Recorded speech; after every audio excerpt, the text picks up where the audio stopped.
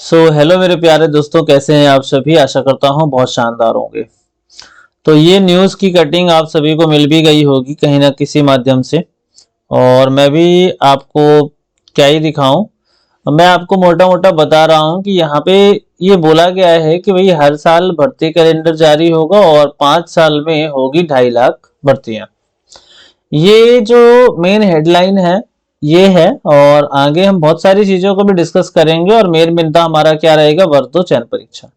जैसा कि आप सभी को मालूम है कि इस टाइम पे दो ही परीक्षाएं हैं जो बहुत ही ज्यादा पॉपुलर है। वो है, एक तो है आपका वर्ग 2 चयन परीक्षा, और अगर दूसरी बात करें तो महिला पर्यवेक्षक। इसका पूरे के पूरे यूट्यूब में हर जगह क्या है, भौकाल मचा हुआ है। लेकिन अभी तक व्यापम का कैलेंडर जारी नहीं हुआ है। और जहां तक लोग कहते हैं कि व्यापम का कैलेंडर इसी महीने यानी कि नवंबर 2024 में क्या होगा, जारी होगा। यानी कि ये कैलेंडर जो है वो अपडेट होगा। और उन्होंने जो बात करी है, जितनी भी भर्तियां पेंडिंग है, यहाँ पे जितनी भी भर्तियां आपको पेंडिंग दिख रही हैं, ये 2025 तक भरी जाएंगी। मतलब पहले जो वैकेंसीज आएंगी, जो भर्ती होगी, वो इसी भर्तियों की होगी जो यहाँ पे पेंडिंग है। 2024 की जो पेंडिंग भर्तियां हैं उस की भर्ती सबसे पहले की जाएगी। और उन्होंने बोला है कि ये 2025 के अप्रैल महीने से पहले हो जाएगी। यानी कि अगर आप अप्रैल को भी पकड़ लो तो अप्रैल तक हो जाएगी। ये ऑफिशियल अपडेट है, ये मैं खुद से नहीं बोल रहा हूं, ये ऑफिशियल अपडेट है जो वित्त विभाग द्वारा दिया गया है। और सबसे बड़ी चीज ये है कि भाई वर्ग 2 चयन परीक्षा की अगर आप तैयारी कर रहे हो तो ये अपनी तैयारी में लग जाओ। सबसे महत्वपूर्ण बात यही है कहने की। क्योंकि अब देखो, अगर समझो आपका पेपर हो गया, जनवरी में हो गया, तो अगर आपने पढ़ाई कर लिया, जनवरी में पेपर हो गया, तो फिर आपका कोई नुकसान तो है नहीं, फायदा ही फायदा है। लेकिन अगर आपने अभी पढ़ाई नहीं करी और जनवरी में पेपर हो गया, तब तो फिर आप अपने आप को ही माफ नहीं कर पाओगे। तो मेरी बात आप समझ रहे हो। आप अपनी तैयारी में जुट जाओ। तैयारी रोकना नहीं है, बस लगे रहना है। अगर आपने तैयारी रोक दी तो इसका मतलब क्या है कि पेपर हो जाएगा, और पेपर जब होगा तो आपकी तैयारी नहीं होगी और आपका सिलेक्शन रुक जाएगा। तो तैयारी में लगे रहिए। आप कम से कम 5 से 6 घंटे की जो पढ़ाई है, 5 से 6 घंटे की पढ़ाई आप रेगुलर बेसिस पे कीजिए और तैयारी करते रहिए। जिस भी विषय से आप तैयारी कर रहे हैं, क्योंकि सिलेबस आया नहीं है तो हम ये मान लेते हैं कि जो प्री का सिलेबस है, प्री का जो सिलेबस है वो भी सब्जेक्ट वाला, वही सब्जेक्ट वाले सिलेबस की इन डेप्थ लर्निंग आपको करनी है। समझ में आ रही मेरी बात।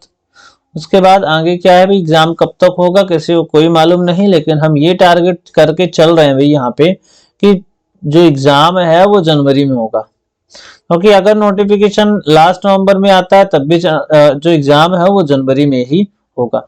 यानी कि आपको नए साल में जो पहला एग्जाम है वो किसका देखने को मिलेगा, तो वो आपको देखने को मिलेगा वर्ग 2 का।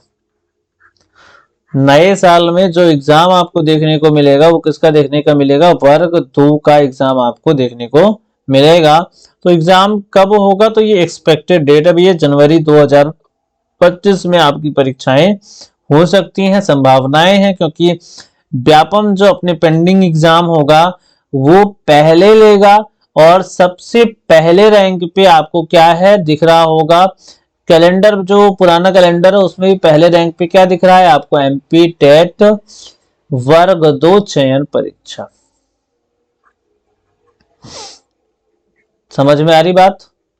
तो इतनी बात आपको समझ में आ गई कि भैया परीक्षा तो होगी। अब आपकी तैयारी किस लेवल की है, किस स्तर की है, उस पे डिपेंड करेगा आपका सिलेक्शन।